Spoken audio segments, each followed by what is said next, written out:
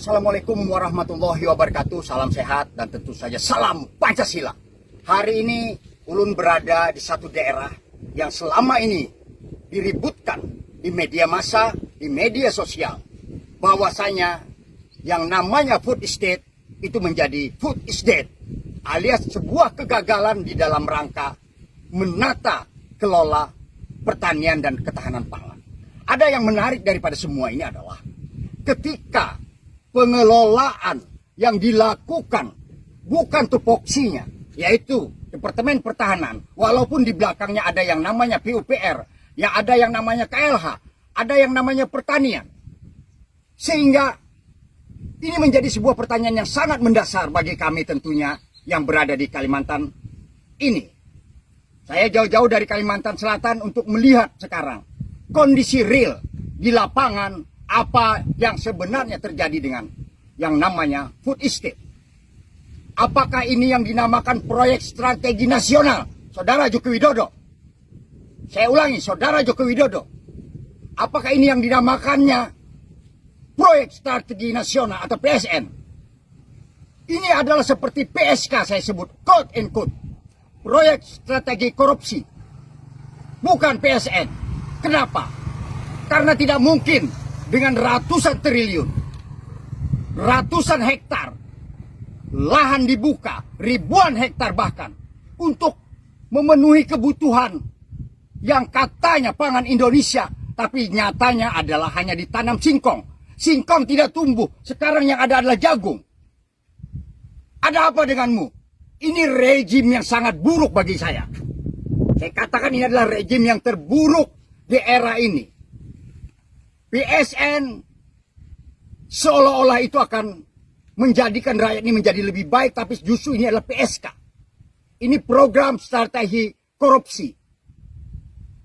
Orang-orang Jakarta selalu bicara tentang kegaliman, keserakahan, kejahatan lingkungan, tapi mereka tidak pernah bicara tentang korupsi. Betapa jahatnya korupsi itu. Pena di tangan pemimpin itu sangat tajam, bahkan seruncing daripada bambu runcing itu sendiri, yang membunuh rakyat dengan caranya dan memindahkan harta rakyat ke kantong pribadinya. Itu yang terjadi. Pasti itulah yang dilakukan oleh orang-orang oknum ini yang berada di kekuasaan. Besok kita melakukan pemilu, saudara-saudaraku. One man, one vote. Kita menyadari bahwasanya Kalimantan itu tidak dihitung. Saya ulangi, Kalimantan itu tidak dihitung dari sisi suara. Yang mereka hitung hanyalah Pulau Jawa. Karena Jawa itu akan memenangkan seorang presiden. Tapi ketika presiden itu menang, maka Kalimantan dan daerah yang lain yang menyangga Indonesia dengan APBN, itu hartanya dikeruk. Alamnya dihancurkan. Pohonnya dibabat habis. Makhluknya diusir. Bahkan binatang-binatang pun tidak tahu entah pergi kemana. Ruang oksigen hilang oleh keserakahan daripada pemimpin-pemimpin kita. Saya menyebutnya ini adalah rejim. Karena di sana ada menteri. Di sana ada tentunya juga adalah anggota-anggota DPR yang menyetujui anggaran ini. Ini adalah bagian daripada perampokan massal terhadap anggaran negara.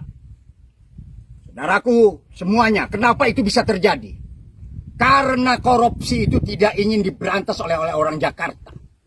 Oleh orang-orang yang bermukim di Jakarta yang mengambil keputusan di DPR RI.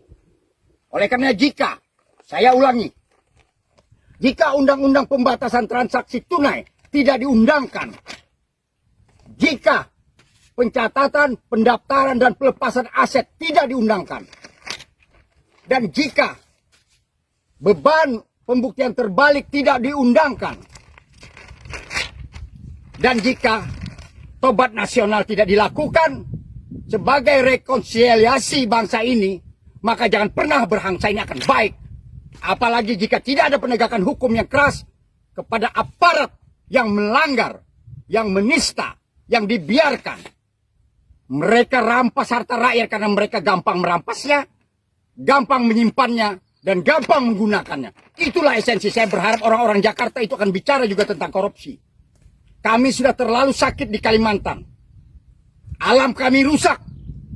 Kami sepertinya negara jajahan saja. Ini adalah rejim terburuk. Oleh karenanya saya berharap kepada saudaraku yang ada di belahan Indonesia, baik di Pulau Jawa ataupun Sumatera, Kalimantan juga secara khusus. Pilihlah presiden yang celahnya lebih sedikit, yang keburukannya lebih sedikit, yang kecerdasannya melebihi, sehingga apa? Sehingga kita dapat mengimplementasikan pikiran itu menjadi sebuah kebijakan. Karena kebijakan di tangan pemimpin itu bisa baik dan bisa sangat sadis menghantam rakyat. Oleh karenanya, rasionalisasilah dalam menggunakan akal, gunakan nurani. Ini kesempatan kita memperbaiki Indonesia. Balik kamera, lihat saja ini. Ini adalah pengairan dari food estate. Lihat, air diambil dari sini, lalu dicarilah sumber. Dari mana sumbernya? Coba ada. Dari mana sumbernya? Saya tidak melihat pompa. Apakah ini formalitas semata-mata? Dan janggal sekali kalau misalnya mengairi sebuah persawahan dari sebuah tendon. Itu janggal sekali. Mana yang namanya PUPR yang ahli-ahli yang bikin pengairan? Itu yang ingin saya sampaikan kepada rejim ini. Ingat, kerakusan Anda akan terbalas nanti.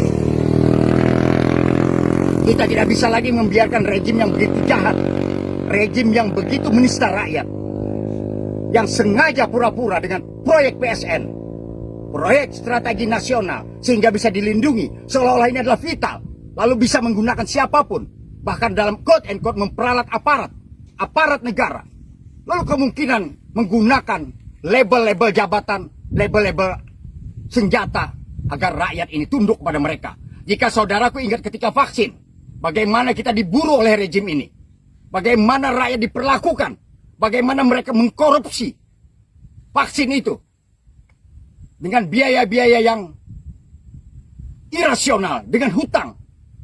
Sekarang sudahi rejim ini. Mata rantai rejim ini harus dihentikan. Ingat, mata rantai rejim ini harus dihentikan. Jika rejim ini mata rantainya tidak dihentikan, maka rantai itu tidak hanya akan membelenggu kita, bahkan akan menghajar kita, akan merantai kita. Semuanya akan hancur. Gambaran ini adalah gambaran nyata yang terlihat terus-menerus dipertontonkan. Mereka berkuasa, mereka punya uang, tapi tentunya jika undang-undang pembeban pembuktian terbalik itu dilakukan, maka pastilah mereka mendapatkan harta itu dari sumber yang tidak halal. Sumber korupsi di semua level. Jika ada kesempatan, maka mereka pasti akan korupsi. Oleh karenanya saya berharap tokoh-tokoh di Jakarta, rakyat juga, saatnya kita melakukan perlawanan yang positif terhadap pemerintah. Jangan mau dininabobokan dengan bansos, BLT, dan seterusnya, yang semuanya bersumber dari kita. Ingat, besok adalah penentuan bangsa ini. Ya Allah, ya Tuhan kami, selamatkan bangsa ini. Kebumikan orang-orang jalim yang memiliki sifat jalim. Kembalikan mereka ke bumi, ya Allah. Kembalikan sifat-sifat jalim itu mereka ke bumi. Kembalikan itu, ya Allah. Kami sangat memerlukan pertolongan-Mu, ya Allah, ya Rasulullah, ya Nabiullah, ya Waliullah. Ya Allah, ya Tuhan kami. Tetapkan takdir orang-orang jahat itu. Kami sudah dalam kesakitan yang sangat luar biasa. Bukakan pintu hati rakyat untuk memilih pemimpin yang baik, yang membawa kami kepada kebaikan bangsa ini.